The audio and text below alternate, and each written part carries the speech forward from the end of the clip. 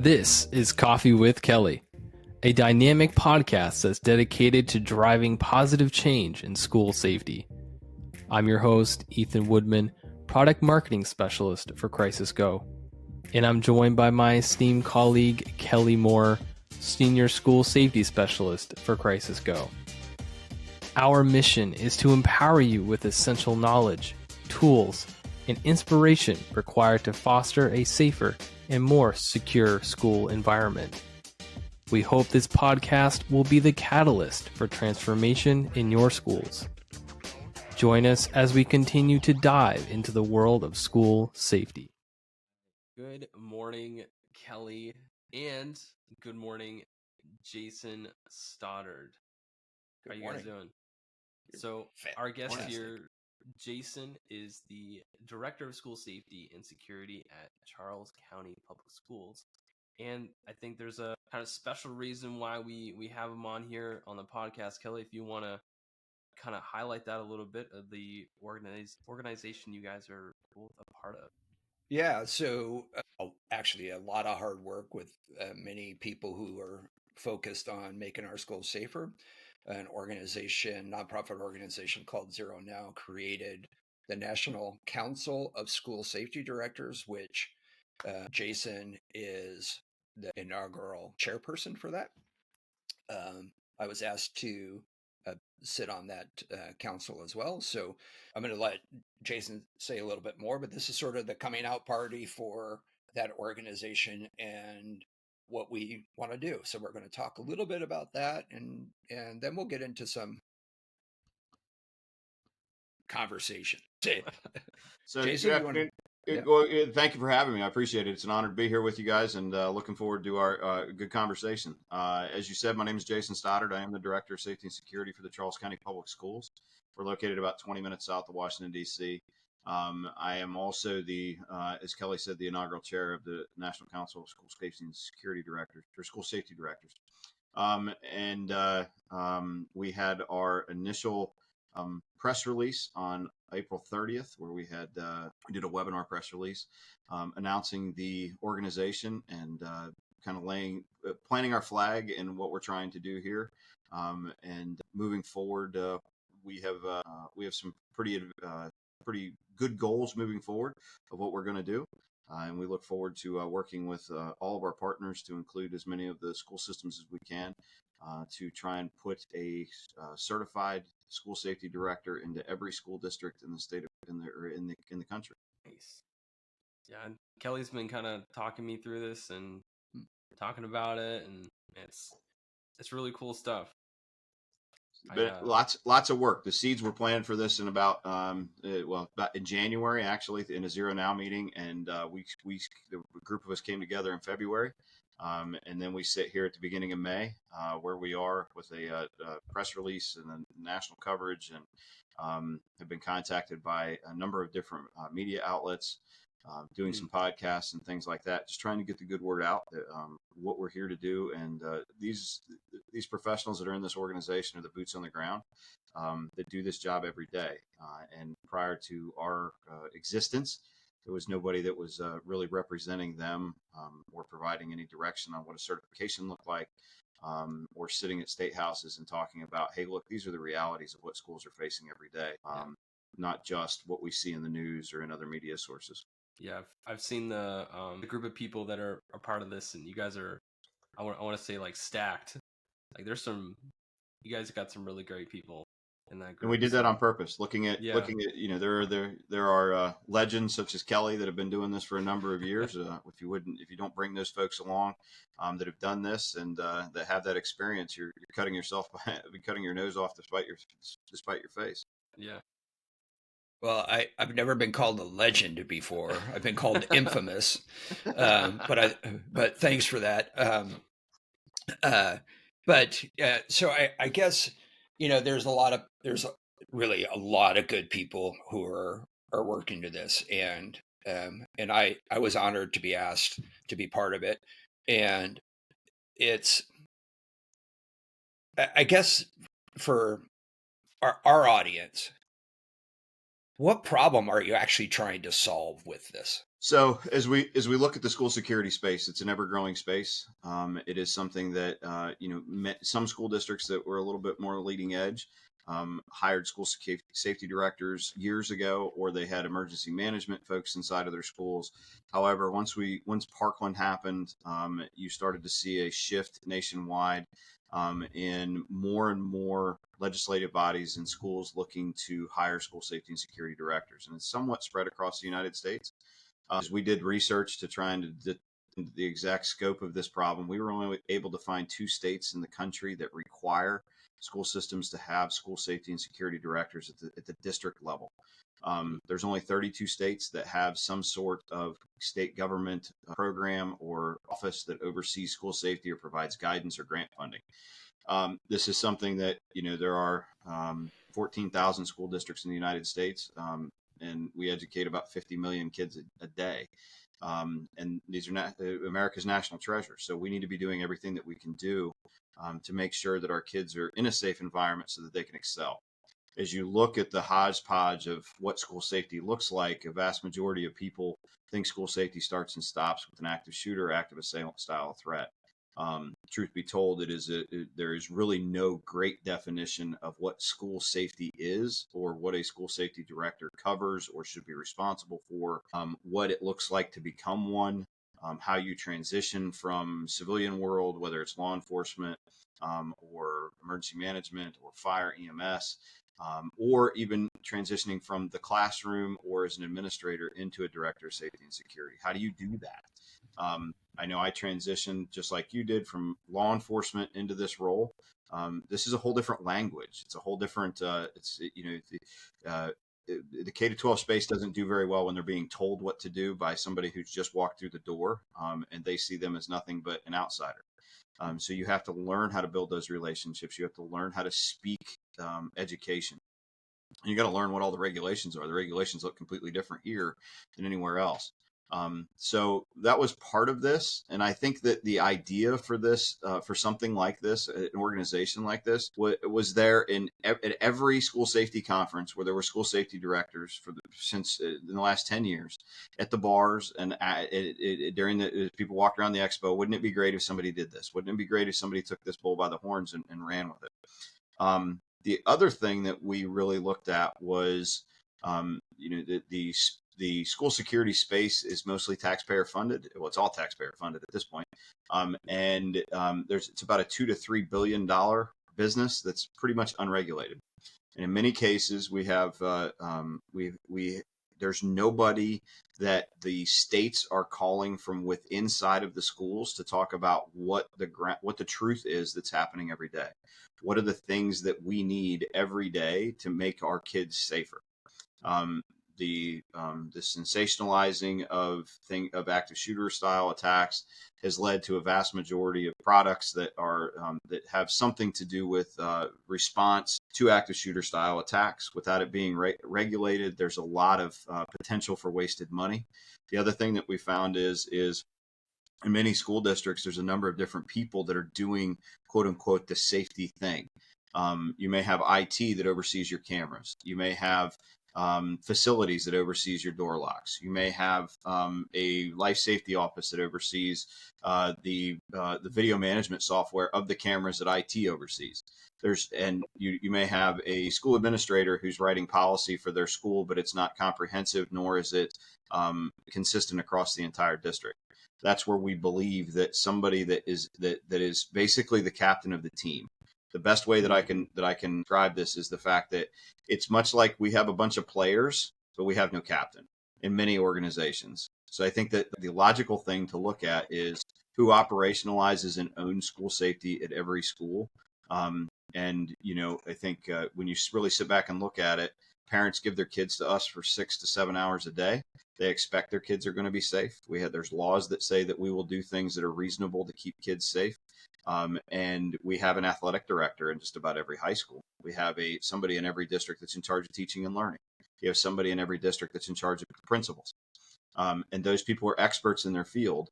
And schools need to have somebody who brings a specific expertise and professionalism to this to keep our kids safe, because that's what our responsibility is and what the expectation is. So you see that we see it quite a bit. Ethan will attest to this. In our, obviously we're a business, we're a company that deals with solutions for this, but we'll see where the administrators that we're conversing with, we're talking to, trying to find out what their challenges are. I don't know how many times we've heard, I'm not an expert here. I don't know this is not my job. I just got assigned this, right? Yeah. So you say two states.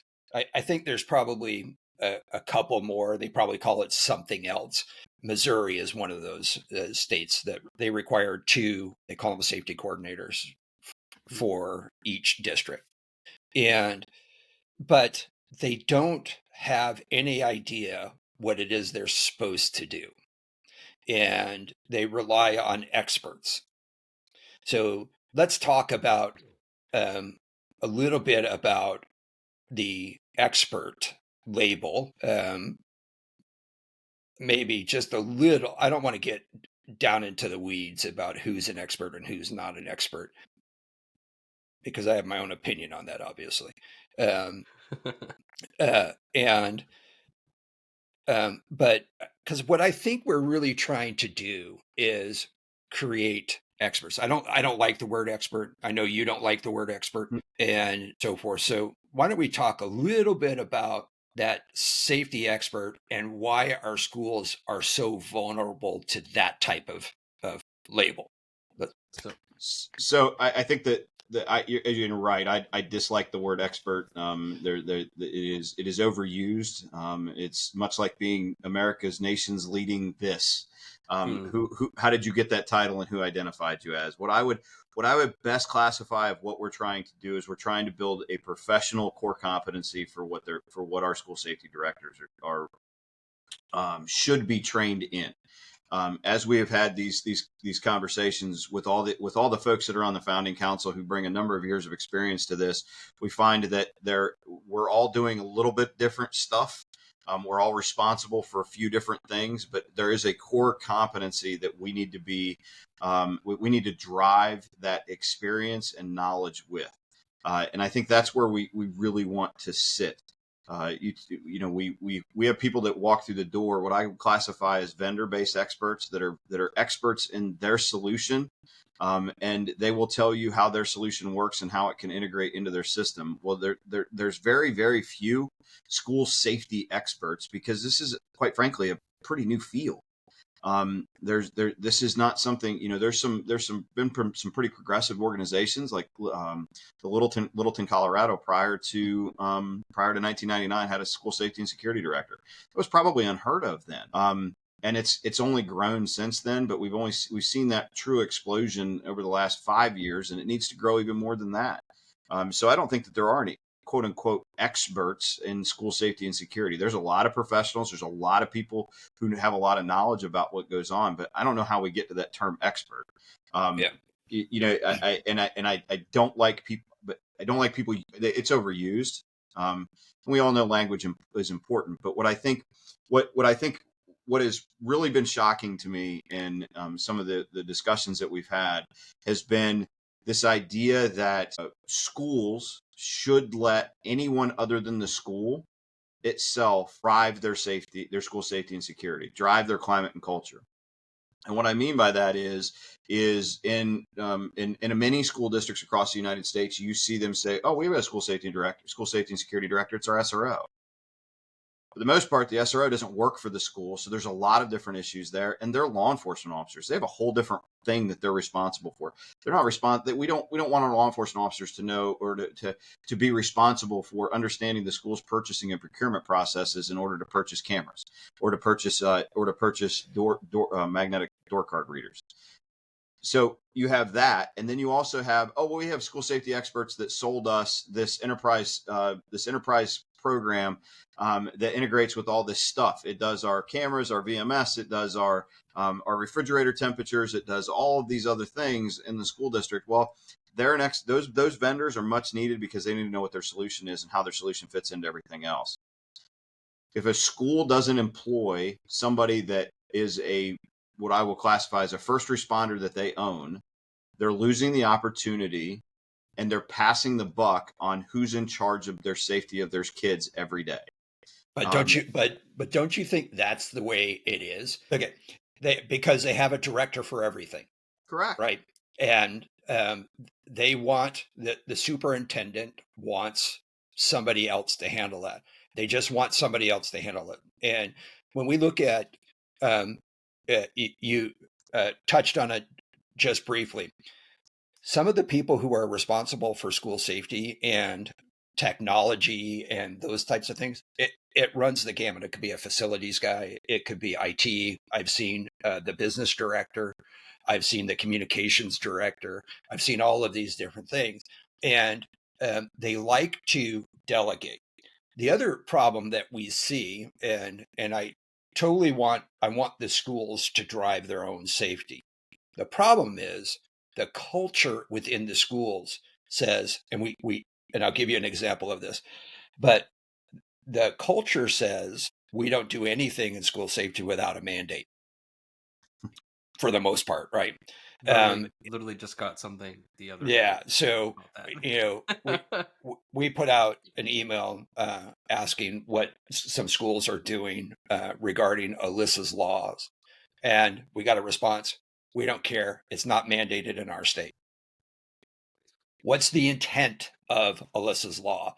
Let's look at that. Not the fact that you have a mandate. What are they trying to do? And is that beneficial to our schools? And So I think and this is where an organization such as ours has to interface with so many other organizations like superintendents organizations, school board organizations, things like that, to all work together to get that common operating picture. Mm-hmm. And I was out at AASA and we did a presentation in front of, there was 4,000 superintendents there, and we had a number of superintendents that sat in our PD. And the one thing that I asked them was, can you name me a superintendent in your area that's been fired in the last 5 years for a failure of a test score? And for the most part, the answer is no. I live in the DMV, and I can name 3 superintendents in the DMV in the last 5 years that have all been fired, and they've all been fired because of school safety and security issues, mm-hmm. or let go or terminated or whatever else. And I think that is something that we have to bring to light. Superintendents have 1,001 things going on every day, and to be able to say, I've got an expert or I've got a professional that I've hired that I trust to do this job to lead me through this, I think takes something off of their desk.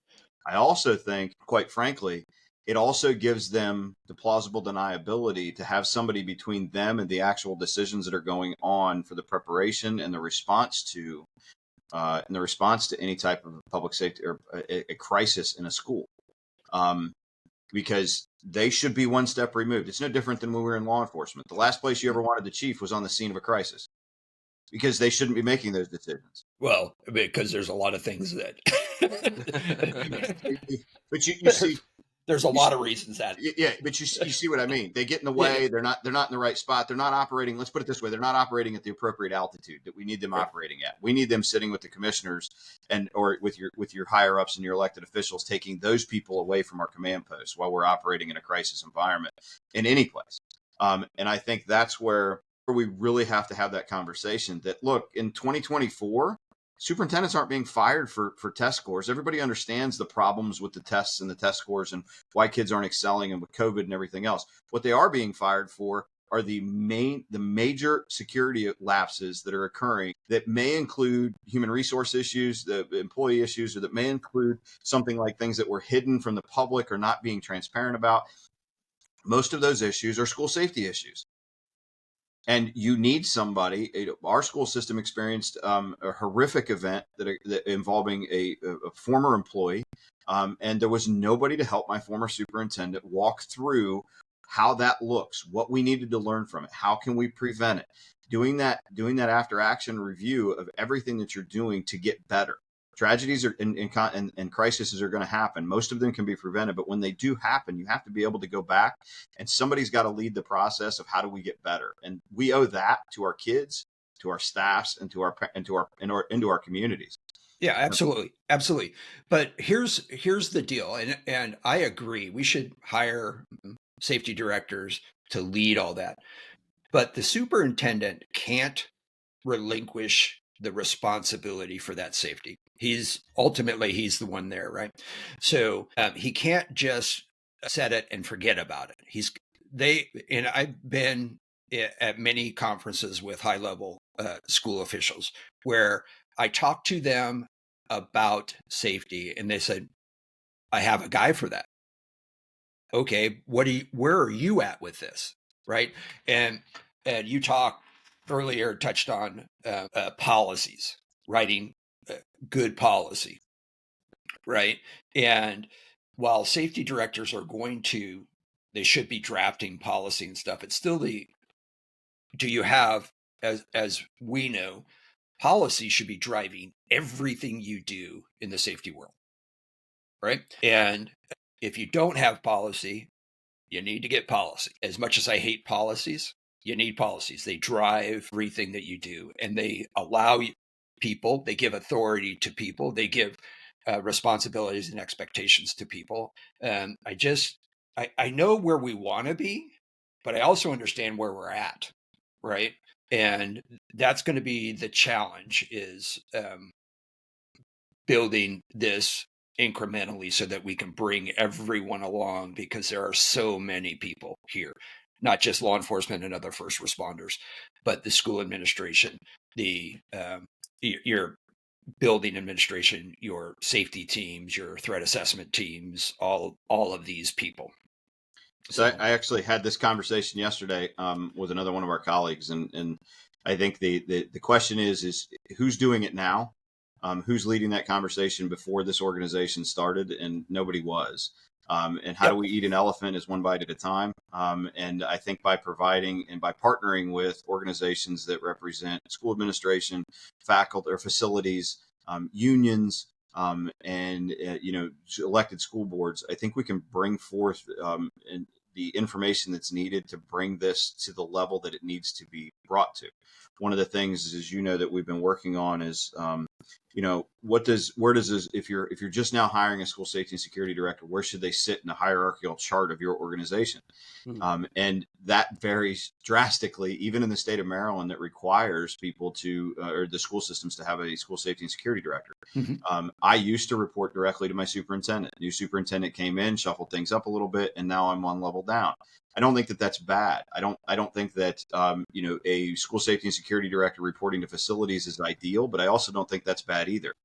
Where I think that we get into trouble is those soft skills that we need. We talked a little bit about them before. Somebody transitioning from outside of education into education, or somebody who's been in education that's now being transferred or promoted to a safety and security spot. The ability to understand the importance of having unencumbered access to the superintendent. And that takes relationships. It also takes a lot of leading up to the different levels that are in between you and the superintendent, depending on where you sit in that organization. And it's important that, while I don't work directly for the super, I can email her, or I can walk directly into her office, or I have her cell phone number. And also, as long as I back brief my boss is happy. Yeah. But that takes a lot of emotional and maturity in a leadership position to understand that. In many cases, it's got to be trained. It's also got to be, so when I'm transitioning from law enforcement into this position, one of the things that when I took this job that I talked to the then superintendent about was, where am I going to report? And that needs to be a valid question that's asked, because when you're taking the job, if they say, well, you're going to report to, you're 4 levels below the superintendent, and you're going to report to the third lowest, or the third in command of facilities, how much are you going to be able to accomplish without a lot of different layers that have a very high amount of emotional intelligence and leadership capability to understand the access to you need. Yep. So we also have to be our own advocates when it comes to that, especially when we're walking through the door and we have a new organization, or you're taking a job that existed. And when you ask that question, well, where would I report? Well, what didn't work about this where it sits now? What can we do to maybe change that as we move forward? Right. And I'm not saying, well, I guess I'm going to. I don't have a problem with people sitting below the superintendent. What I do have a problem with is when structure is created that is dependent upon the specific people who are there, right? So if you create structure and you have great people in that structure, your boss doesn't, as long as your boss is briefed and understands what the communication and why and all that stuff, and your superintendent is good with it, then that works for you. There's zero problem there. But it only works for you if everyone is on the same sheet of music there. Whereas if you look at the ICS structure, where do they put safety in the ICS structure? What was it? What was the question? I'm sorry, one more time. Yeah, no worries. I get it. I shifted to stuff that cops hate to talk about Oh, in the ICS structure, right? that's my jam. That's my jam. Where does the safety officer sit in the hierarchy of the ICS command? Well, it's a command staff position that reports directly to the incident commander. That's right. And if we are going to create a structure where safety is paramount, we talk to schools all the time about what's your top priority. Safety, right? That's one of our top priorities. Although their actions don't say that.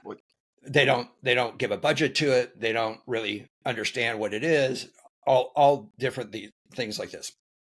But if you want to have an opportunity to build a very strong and sustainable structure for safety and a culture for safety, then that has to sit at that cabinet level. And because when they're in that and somebody says, hey, we're going to do this math fair, this math decathlon or whatever it is, right? We're going to do that. And everyone says, that's going to be a great event. We're going to get people from all over the state, and we're going to come in and have this academic decathlon or whatever you want to call it, where their safety concerns are. If that has to or doesn't get down because the facilities guy who's sitting at that table says, that doesn't bother me. It's on a weekend. I don't care. And then a week before, the safety director who sits underneath him says, hey, what's this big event that we're having at the high school? Well, I forgot to tell you about that. So if we're going to have that, create the structure that allows for that to occur regardless of who's there. And I remember we did it all the time in the sheriff's department when they changed structures. It was because of a particular person. And you sit there and go, well, that's only working because you have the right people in there right now. You have to have a strong lieutenant or a strong sergeant or whatever for that to work. And if it doesn't work, then you're going to change the structure again. But if you make the structure solid from the beginning, then you can have that ability. It doesn't matter as long as you have somebody there that you're more likely than not. You're going to have failures, but they're going to be far less. Yeah, I don't disagree with you. What I would say is that was the school system that I came to, where there was 6 different people that were doing some function of security, and having that cross collaboration and getting outside the silos of your organizational bureaucracy is difficult. However, what I have found working in my organization, and I think it parrots in a lot of different other organizations, what I found is that they don't know what they don't know. So when that facilities thing happens, they don't even remember that, oh, wait, there could be a safety and security component there. Mm-hmm. And right. This is where, again, I believe that through NCSSD and the certification process and the classes and things like that, being able to tell people, hey, look, these are the things that you need to think about. These are the things that we need to be leading from our position up to try and make sure that people understand the importance of this, because I've been here for 6 years. And even though I would say that the Charles County Public Schools had a very good safety and security footprint prior to me arriving, there was not a lot of cross-pollination about, hey, this is going on or this is going on. And in large organizations, that's difficult at best. And our organization isn't huge, but we have 4,000 employees and 41 schools. So, but I think ultimately, if we take the approach of being able to train that person who's aspiring to do that job and to provide them with the information of things like, hey, here's some things that you might want to think about asking. Here's some ideas and some concepts to put you in front of administration and staff more often. A great example of this is and I'm sure there's other people in the United States that are doing it, but our office was tasked with running the COVID response. It didn't fit anywhere else, so it came to me. And apparently I had stayed at the Holiday Inn Express the night before COVID happened, and I became the expert. So we did everything from what was starting as policy to, by the time we were done, we were writing policy, doing PPE training, PPE acquisition, distribution, vaccinations, and then it all culminated with contact tracing and everything else. So from that point, as we learned, as we remember, during COVID, the guidance from the federal government for K-12 changed almost daily. Yep. So we put into place a weekly conference call to go along with our policy, our SOP that we wrote for COVID, because of that constant changing of the guidance. And that was that was the only way, because emails wasn't doing it. I don't know if you remember Power DMS, which sign for policies that are sent out electronically. That doesn't do anything as far as communication. So we started this weekly town hall. Well, once COVID ended, I wanted to continue the town hall from a safety and security standpoint. So even through today, tomorrow at 1:00 on a Thursday, we have a safety and security town hall that has a start time at 1, a mandatory end time at 2. And we post an agenda, and they're recorded for people who miss them. But the expectation from our administration has been that someone from each school will participate. Because far too often, I think across the United States, what we see is safety and security is an annual thing that you do at the beginning of the school year before school year starts. You check the block and move on.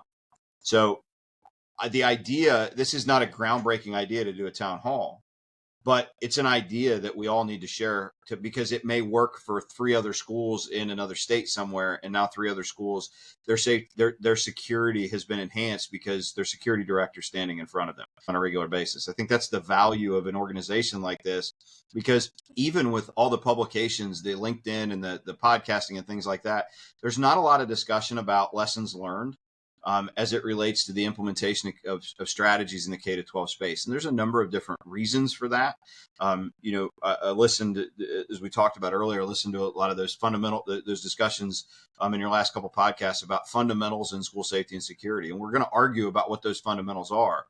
But in the end, many of the fundamentals are, they're not expensive to do, but they together they become very expensive. And with very limited budgets, we have to be resourceful in the systems that we put together in hopes that we can get to a more unified enterprise system. Great example would be, yes, the technology exists to where we can have a weapons detection on a camera. It can go into a map. We can follow the individual all across the school. We can use electronic door locks to lock doors, to corridors and things like that automatically. We can have all these things that are integrated. But the simple truth is if we don't start with the idea that we have to have cameras on the outside of our buildings, and somebody has to have access inside the schools to watch those cameras. And those cameras have to be technologically up to date. They have to have the ability to, what's your VMS recording system?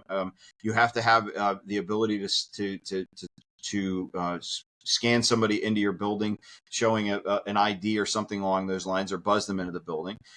So you have to have cameras to begin with before we start putting on appliances. Then we have to figure out, okay, well, let's look at our building. How are my doors numbered? Are my doors numbered utilizing the National Incident Management System strategy of, one is your front door and everything is to the left? And did we number them in big enough signs that they can be seen from the street? Then did we number them inside? Well, in our school system, the average school has 42 doors. So we've got to pay for those metal signs, and then we got to pay somebody to hang them. And that's expensive, but it needs to be done.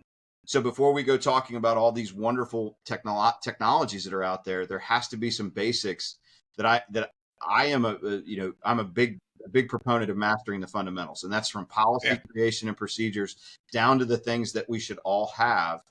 Inviting our police departments to do walkthroughs of our schools. As a police commander like you, one of the things that I did was I gave my guys an order that within 6 months, I want you to visit every school and do a walkthrough with the SROs. Does that happen in other places? I don't know. Does your law enforcement or 911 center have video access to your cameras during crisis? Doesn't have to be all the time, but during crisis, those are law enforcement access to your magnetic door locks on a 24-hour basis. Those are the things that I believe are fundamental that I think we can share across the United States, likely need to be put in place prior to us looking at these larger enterprise systems that there may be one-time funding for. But that continued funding becomes extremely challenging, especially when you add one thing onto another thing onto another thing. And our funding isn't going up, it wouldn't seem. No. Well, and I'll tell you from a for-profit business perspective, schools are going to struggle for funding in the next couple of years because they got used to COVID money, right? And that's going to be taken away from them this year, I think. And the economy's stagnating. Yeah. And inflation is going higher. And name me a jurisdiction that has citizens that are like, take more of my money. There seems to be some in California. But I get it. But like you said, we're gonna talk about fundamentals. And I don't necessarily disagree with anything that you said. I will say this. We know that, as an example, video cameras don't prevent anything, right? If they did, we would have no armed robberies at banks or casinos or what have you. They don't prevent anything. And do they make the school safer than one without? Maybe. We could argue either way. I don't think they do. I see you shaking your head. I don't think they do, but maybe a smidge. And when we look at some systems, the ability to door locks, VMS, video management systems, videos, access control, all of these things are great. Don't get me wrong. A lot of them are very expensive, but almost none of them allow you to notify the entire campus. None of them allow you to go directly to law enforcement, fire departments, hospitals. None of them do that. So if we are appropriately planning for failure, which we should be, then having the ability to get notification and help to you, and we can argue about how we do that, is paramount. And it's a lot cheaper than putting magnetic locks on doors. It can be very expensive as well. And some of the mandates are very expensive. So I think you're right. I think the school should be driving that. I think, but we look at what can I do tomorrow if this failure occurs? Active shooter, fire, some sort of malfunction in their the systems, a hazmat spill, medical emergency, a huge gang fight, and so forth. If we can significantly reduce the response time during a failure point, then work on all of this other stuff as we go, then I think we're ahead of the game there. And I do think there are systems that you can start very low and start building upon them. Here's one of the problems that we have as being in the business, right? Is when we get an RFP from the school, and the schools are driving this RFP, they want the entire world, and they want it up and running by tomorrow. And there is zero company out there that can do everything. There are few companies that can integrate with enough systems to really have a solid package. And None of those companies can get you up and running tomorrow. And and I will say this, regardless of the technology, first of all, we always work off of redundancy. So we have multiple ways to do things. Uh, Technology generally is cheaper than hardware. So when you start putting in hardware, that ups your labor costs and those types of things. And I'm not advocating not to do hardware. I think hardware is necessary. Um, but I think when we start talking about limited funding and finances and sustainability, frankly, we've had this discussion before, you and I, Jason, about grants and so forth. Grants are inherently designed to be seed money to get you started. The intent is we're going to give you 3, 4, 5 years, whatever that. It's usually for right around 3 years, because they feel, the grantors feel, that should be a sufficient amount of time for you to figure out your budget to make that sustainable. And oftentimes they're not doing that. So they buy it, they implement it, and then 3 years comes pretty quick, and they go, no, we got this system. How are we going to keep it running? How do we get it update? Or we're gonna let it run until it fails. And that's not a plan either, right? So there's maintenance on everything. And those are some of the things that I see as a struggle. And I certainly believe that if a school is starting from zero, well, let's talk about that real quick. Unless you want to respond, and you can do both, I guess. But the pathway to school safety. So I think this is one of the things that's absolutely great about sitting down and having conversations with other professionals that have worked in this space, that are in this space, that want to be in this space, because one of the things that we do disagree on we agree on is the redundancy and that onion principle of security, right? The one thing and you can sit down with 15 different school safety directors from all across the country. We all disagree on what those different layers look like and the things that all integrate with them. And I think that, and the part about that I truly enjoy, and even with inside of our own organization, when we have these conversations, we can have professional discussions, and there's always something that we can walk away with, because you hope that we've all been doing this long enough to know that we're not that expert that's at the plateau of their knowledge, that we're all still absorbing things. And there's always a different way to look at things. And I like the way that you framed what you said, and I have not heard that framing before. My pushback on some of what you said, or the rhetorical piece to some of the things that you said, is that we know that a vast majority of school districts in the United States don't have any one person that's leading safety and security across their organization. So the person who's driving that RFP may or may not be it's likely not the person who it's IT or it's purchasing or whatever else. And that's a problem to begin with. 100% agree with that. But ultimately, when it boils down to, if we look at school safety from a pyramid structure, if we don't have good foundations, no matter what we put on top of that pyramid, it's not going to work. And that's where I'm going to sit. That's where I really want to stake the flag for my beliefs, is the idea that policy and procedure, strong relationships, well-trained staff and student body through drills and through open communication. And then and one of the things that, we look at those assessments, and one of the things that's not talked about in that assessment model, which will lead us into that pathway to safer schools, is what do we currently have that we are either underutilizing or we forgot that we had. A great example of this is the commonality of having a phone in your classroom. There should be a phone in every classroom. Why? Because the old buttons that are in most of our schools, I heard the other day, the average school is 50 years old.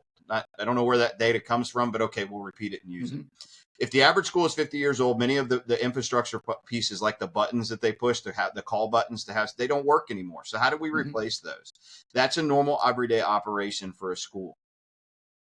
I want to have things that are used every day. That way, when a crisis occurs, people aren't like, "Uh-oh, what just happened? What don't I have?" Yeah. We have to, I had a question the other day about, well, do you guys have a text messaging system that puts out mass notifications to everybody for school safety and security purposes? And my response was no, because we don't use it every day. So you are used to receiving communications from your school as a student or a staff member through our learning management system, through our social media pages, and through our emails that we put out. So during a crisis, why would I add something that you don't use every day? That doesn't seem to make sense. That seems to be a point of failure that you talked about. So I want to look at all of the things that my school currently has. We were contacted by a vendor the other day that had all these different products that we could put into one enterprise system. Sounds great, but I got to be able to bring all those people to the table. And quite frankly, when we started talking, we're like, oh, we forgot we even had that piece. Or wait, this piece, we already have a contract with this organization that now has the capability to do something else that we contracted with somebody else with that wasted taxpayer funding. And I think when we really drive down into schools, what we find is that they purchase programs, technologies, and things like that. And just like what your organization does, you probably have all kinds of tentacles that go everywhere and all kinds of partners. Well, somebody's got a relationship with you, and then somebody goes, you know what? We have to replace our existing video management system. So let's RFP it. But maybe your organization, who they've already had an existing relationship with, an existing contract that you can get a better price at, and you've already got the infrastructure set forth. Nobody knew from IT that Crisis Go had that capability, but the safety and security guy did. So IT went out and found something else on their own. And I think there's a lot of bureaucratic issues that we're fighting there, but understanding what we have and what we use every day in non-crisis events is highly important and can drive us to those technological solutions. I think we also have to have an honest conversation about the fact that school safety technologies are not very old. We're still learning them. There's still failure points within inside of them. And ultimately, as we both know, as being people that have responded to major events and ran incident management systems at the incident command level, technology works until you absolutely need it.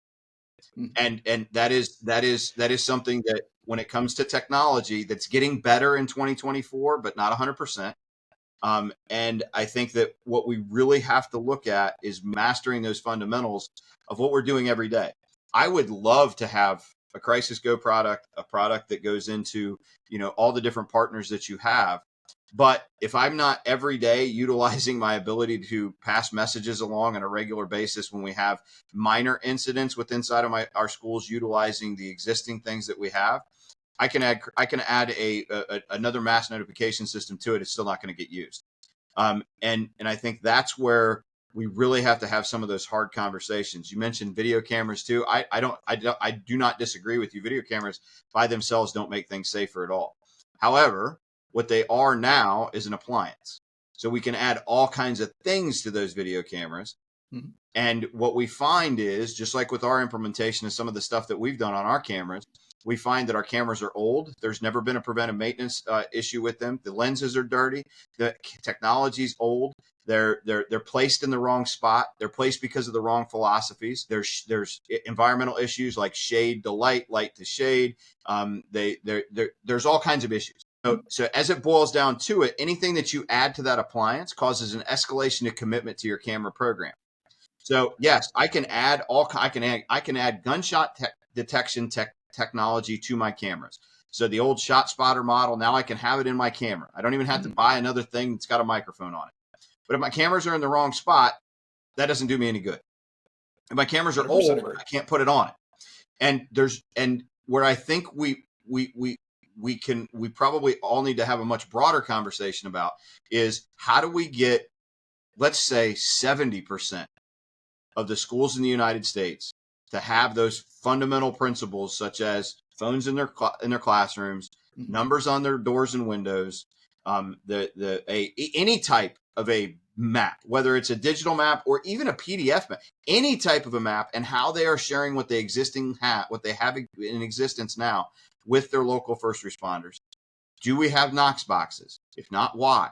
I don't think that quite frankly, I don't think that happens because we are chasing tragedy after tragedy after tragedy, which increases our grant money, which then comes to just do something. Put something to make me feel better because I'm sending my baby to you every day. Yep.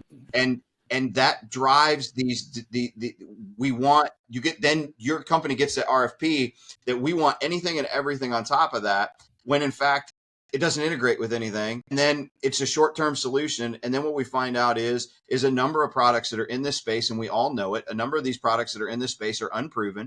There's lots and lots of things that are said that are there was just a report that was released requesting some investigations from the federal government about marketing claims that are false, all kinds of things that are going on in this space right now that lead to a lot of unregulated money.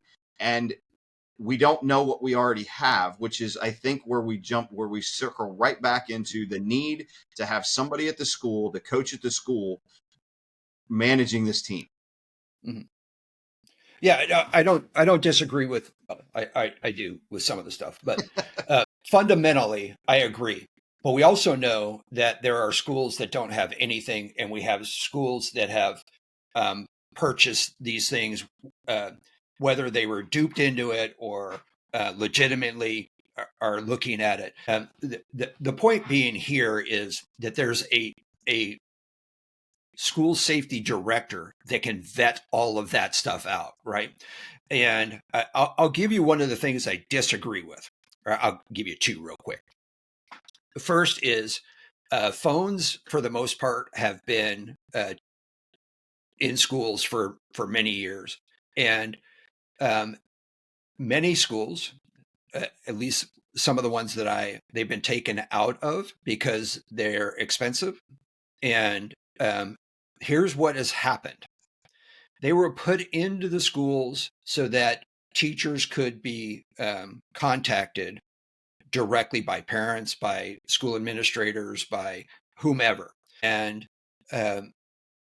what ended up happening is teachers did not want to be disturbed during their class. So they put the volume down, turned off the ringer, what have you, right? Is there a policy that says they shouldn't do that? Yes. Does anyone go around and check to see if they're doing that? No. And it only becomes an issue when it becomes an issue. And if you haven't seen this video on YouTube, you need to go find it. I don't know what the name of it is, but it's a mom and a dad sets a phone down on a coffee table or an end table and gives a phone number to their like 14, 15-year-old offspring. It was I think a boy and a girl, but I'm not sure. And they can't figure out how to use the phone because they've been with cell phones their entire life. Everything is digital. And in fact, you know, my department required me to have a phone, a landline, a hard line. You know what kind of calls I got on that? The only phone calls I ever got for the last 10, 15 years of my existence in law enforcement, spam calls. Hey, we want to talk to you about your house warranty, right? How many times did the FOP call you to get more money? Right. Yeah. Right. But I'm just saying that what we're really saying here is not that far off of one another. It's really having somebody there that can say, I need to do this. I need to set the foundation, whatever you determine that foundation is, or first I need to find out foundationally, what do we have, right? And understand what it is that we do have, and how do I get to the next level most effectively, efficiently, and right? And how do I get there? And then work through that, as opposed to just dumping things on top of something, or looking at the mandate, whatever mandate's out there, looking at that mandate and saying, okay, I'm going to abide by this mandate without understanding the intent of the mandate. So, and if you understand the intent of the mandate, then you shouldn't really have needed a mandate to begin with. So Right. I don't disagree. And as we talk specifically about these phones, I think the phones are it's a great microcosm to so many things inside of the school safety space. So what you're describing in my jurisdiction, we don't have issues with. I don't have people calling my parents because with the Cisco phones that we have, the voice over IP phones that we have, we can design how they work. The technology is already there. However, technology runs our phones. Technology doesn't know anything about safety. I don't know how to talk technology. What I do know is that somebody has to come together and lead a conversation with, hey, look, we need phones in every one of our every one of our classrooms. So if we need phones in every one of our classrooms, who do we need to bring to the table? IT, teaching and learning, the principals, things like that. All right, what are those rules going to be? Well, if they're only rules, you're not going to talk during the classroom. You're not going to use them when you're supposed to be teaching. We're not going to give the phone numbers away. They can be programmed in such a way that allows those things from IT. That's IT is going to do that. The safety guy shouldn't be doing that.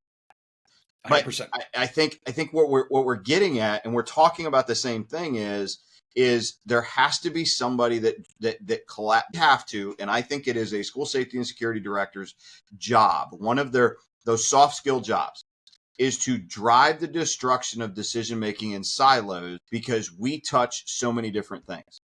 So I know we've had conversations about, like, in our organization, I oversee staff and misconduct investigations. That's not something that you did, not something that maybe any other people are comfortable with. What it drives me to do is I have to interface every day with our HR department. So there's no silo there.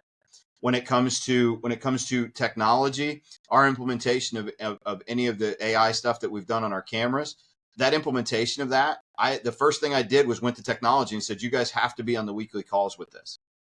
What I found was, there is that the IT side of the vendor and the IT side of our people, they can talk in a language that I can't talk in. And I don't necessarily need to be a part of that, but I have to oversee the entire project, because it may, if it is a safety and security solution, and that's where I think what we're saying is the same when we really boil it back to, hey, look, how do I decide what vendors or what products? Because there are a number of wonderful products. You will very seldomly hear me say with most of the well-known products in this space that they're bad products or that they don't do what they're supposed to do. We may disagree in the way that they do their business, their customer service, or things like that, but the products themselves usually work as they're designed to do. I wrote an article for a periodical here not too long ago about the implementation of one of our programs, and what I didn't know was that this solution wasn't an out-of-the-box solution. Technological solution, it wasn't an out-of-box solution. It required a tremendous amount of work, a tremendous amount of assessment, a tremendous amount of ongoing things that needed to be put into this to make sure that we were getting all of the bang for the buck, basically, for the way to put it. Through our implementation process and that project management, what we found was, hey, look, what this company said their product did, it worked. And it works as it's supposed to. However, because it's technology, it rides on other things. There's about 50 other things that need to be taken into consideration, and nobody's talking about that. And again, I think that's where NCSSD, this network of people, can come together and go, hey, I implemented Crisis Go on this, this, and this. What did you guys learn? What went right and what went wrong? We're talking about utilizing taxpayer money. We have to be fiduciarily responsible for that taxpayer money and making sure that we're taking everything that we have as far as we can within inside of those parameters. So I don't expect to call a vendor and to say, hey, tell me everything that's wrong with your product or everything that you've learned from your other implementations, because I may or may not get a right answer. What I can get, though, is from the other professionals in this profession that we're building all together, and that we're trying to standardize and provide some professional competency to, is I can pick up the phone and call Kelly and go, hey, you implemented Crisis Go. Tell me all about it. What did it do? What did it not do? What did you learn during your implementation? Even down to, so one of the solutions that we put in solutions, and it required a server to attach to the piece that we were working on. Our server worked. Our server fit in the rack. We provided all the information to a colleague of mine. They went with the same product. The server that this company provided didn't fit into their racks. Well, I would have never thought about that because I'm not a server. I'm not an IT guy. And I don't think that the vendor would have known that their server wasn't going to fit in their rack. You want to know who would? The IT people in that organization that should have been sitting at the table. Mm-hmm. And I don't know if they 100%. were or not. But I think that's where when we talk about the integration of school safety from a school level, from a district level, having a school safety director that quarterbacks and manages this team, and then those integrations with our good vendors, our ethical vendors that are out here for the right reasons to protect kids and our staffs and our buildings. I think that's where we're all talking with the same things. Yeah, 100%. I agree. I know we didn't give Ethan much time to talk here.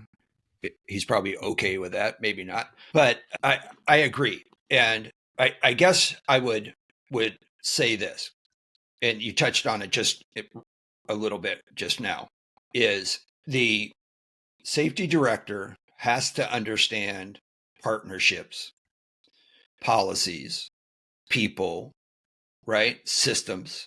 They have to understand what systems they're looking for and then bring people to the table.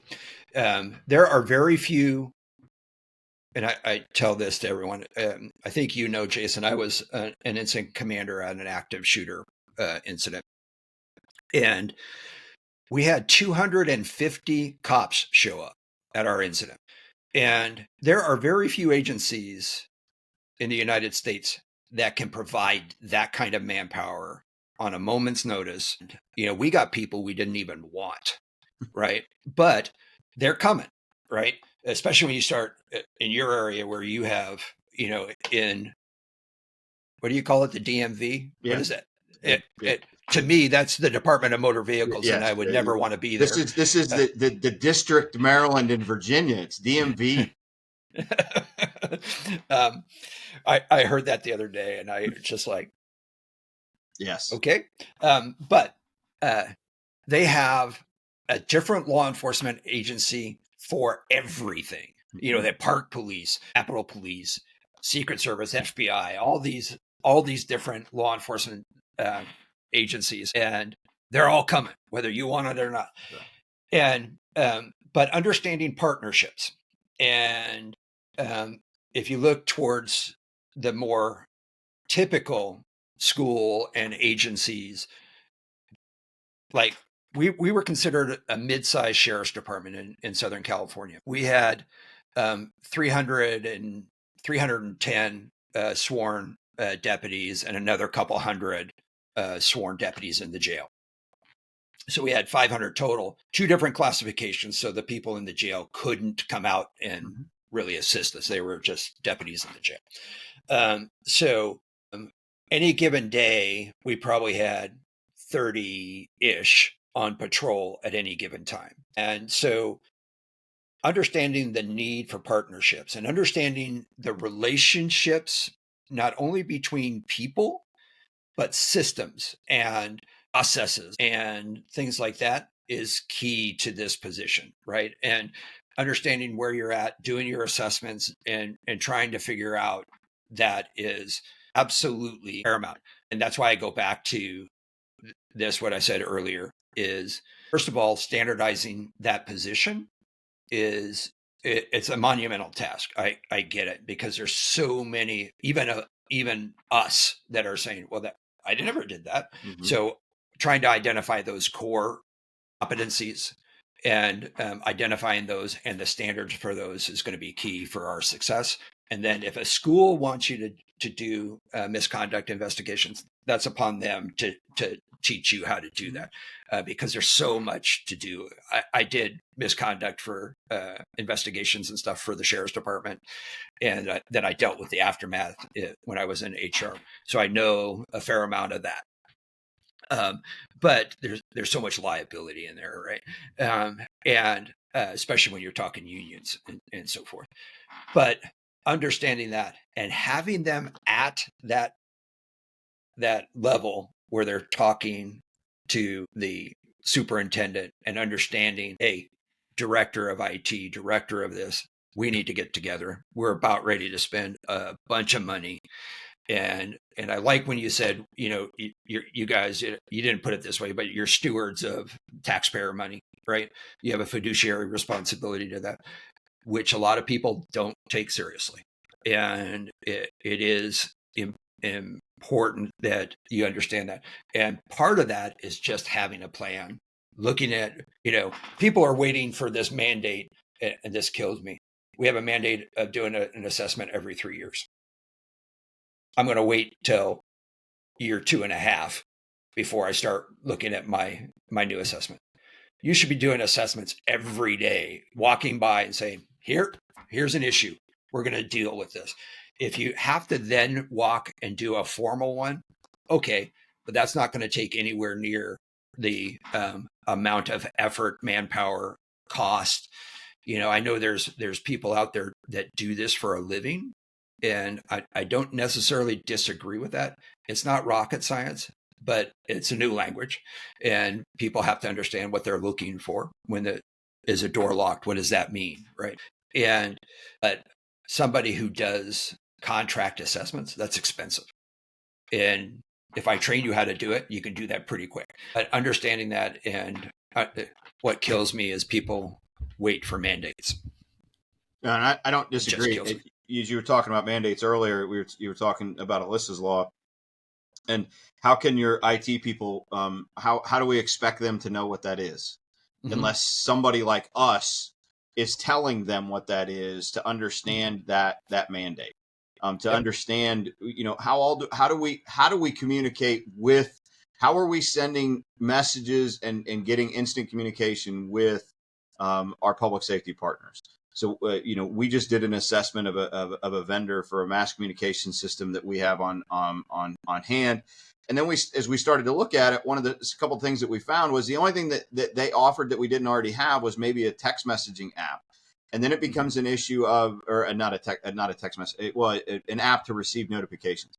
But then it becomes a question of, well, wait, we don't use that every day. We have another company that we use to send out all of it, and everybody's got their opinion on them too. But it doesn't matter. It works for what we need it for, and we already use that every day. So why do we need another app to utilize that? I can tell you why. But what's that? I can tell you why, but well, but at its foundation, I have the discussion of, okay, well, tell me why I want to tell my parents exactly in the moment what's going on for them to rush our schools when the last place that I want them to be is there, when I can pass that message out that, hey, we in our organization, we have a single point reunification system. We don't use outside jurisdictions or outside buildings and things like that. And that's probably worth a whole nother discussion as well. Sure. But what are we currently using on a regular basis? And do we need to supplement it with something else? And there's, like, for example, let's just talk about the messaging piece. The messaging piece in our organization, and likely in many people's organization, doesn't come from school safety and security directly. It goes through the PIO's office or your communications team.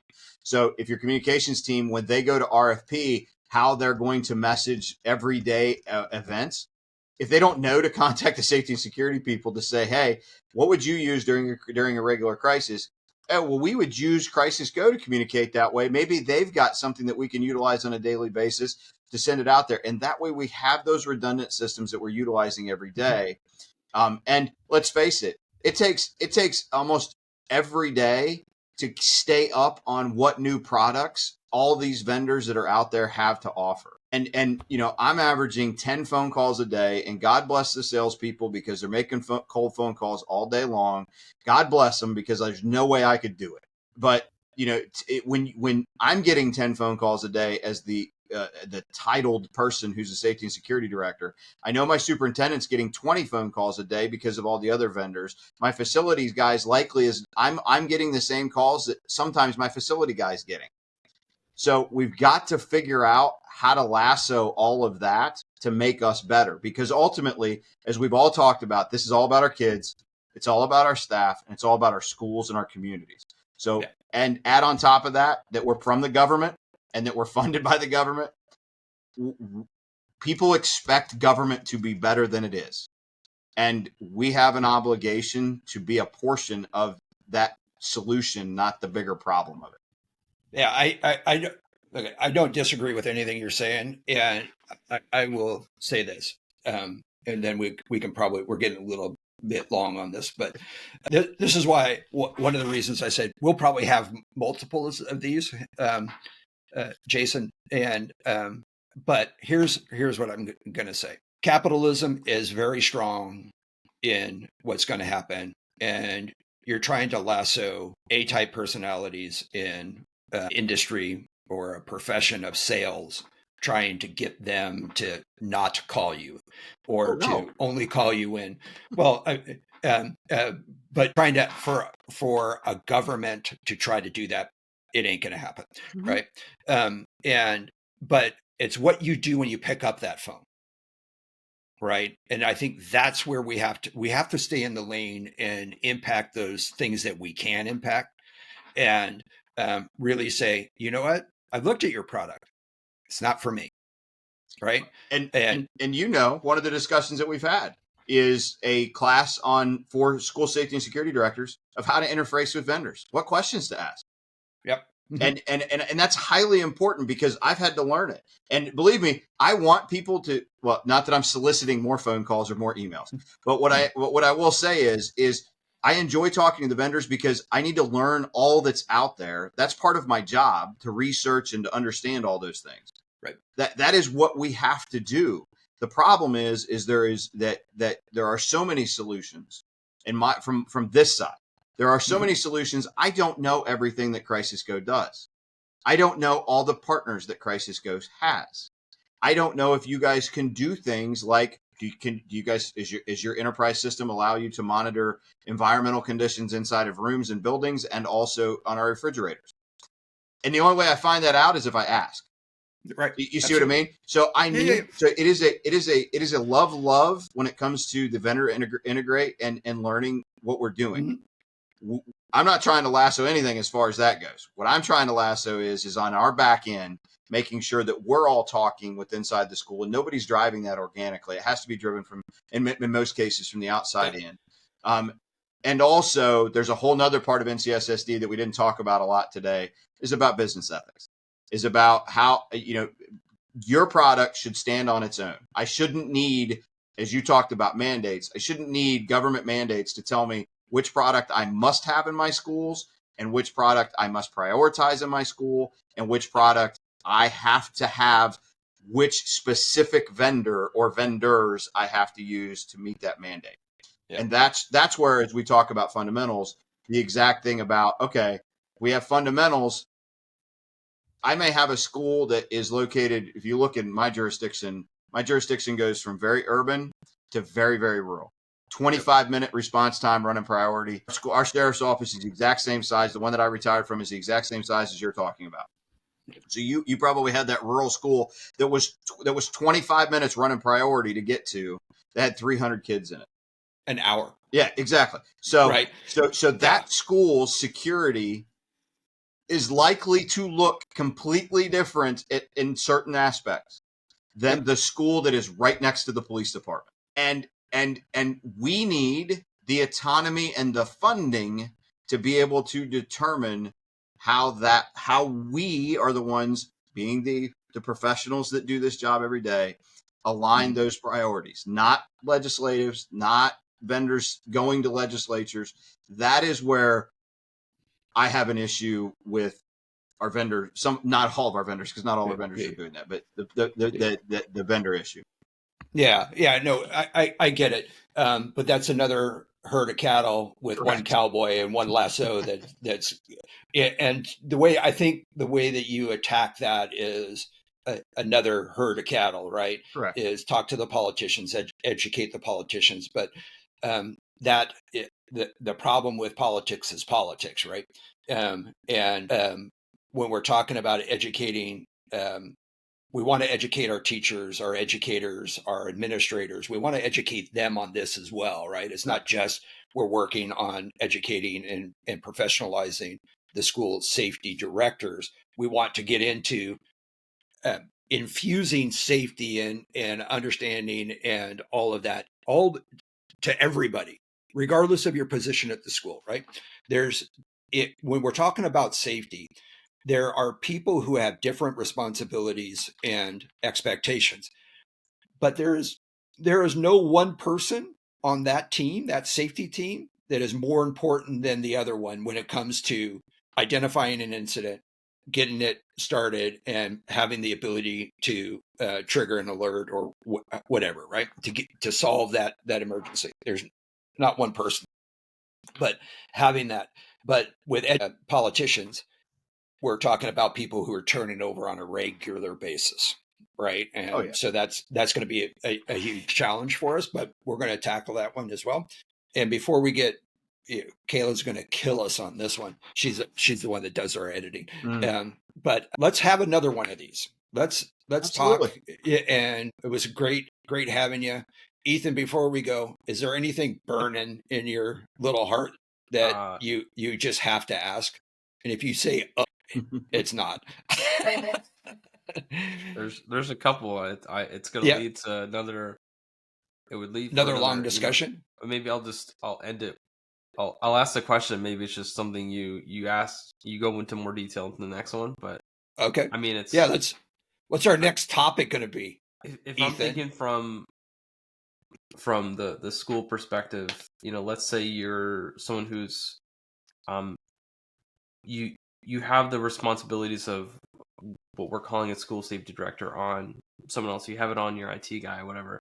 And it may be for some reasons just because that's the guy you think that's going to do the best job, or probably what I think is probably more often happening just based off of what we're hearing is probably just money, funds. Like, why do I need to go out and add another employee and add that to the bottom line? Like, why can't I just take what you're creating and say, hey, IT guy, I need you to learn all these other things that are coming down the pipeline that I'm hearing from this I'll give you a 30-second, honestly, a 30-second.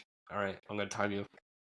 It is, with the cost of liability and the safety of our children, it's worth the I don't care how much money you're paying.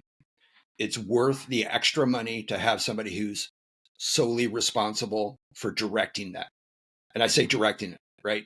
Managing it, going, and all that entails. And if you want to expose yourself to risk and liability, give it to somebody who has no idea what they're doing.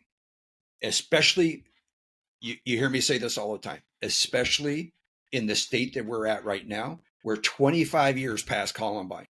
There's an expectation of what safety is, and we're not necessarily 100% successful there. And what I'll add to your answer is the money already exists. Every state has school safety and security money. The federal government has school safety and security money via a couple different grants that they have. The money exists. The problem is that the money may not exist for personnel. The money may not exist for that mandate that we're talking about to have a school safety and security director. It just needs to be redirected. One of the things that our organization is said over and over and over again, we're not asking for extra money. Just redirect some of that money. Right. Redirect some of that money to cover either some or partial salaries for a school safety director. And some states have it. Some states have the ability to do that, but most do not. Yep. Yeah. We'll delve into that. Why? We'll delve into that. That'll be a good topic. I think you guys have talked about a lot of different things. You could piece out into much. It's all super great stuff. So it's definitely a jam-packed episode that I want to dissect a little bit more because there's a lot of good stuff there. If you enjoyed today's episode, please subscribe, and hit that notification bell. And if you have any questions about what we discussed, leave a comment on our website at crisisgo.com. Thank you for joining us today, and we'll see you next time on Coffee with Kelly, a discussion on school safety.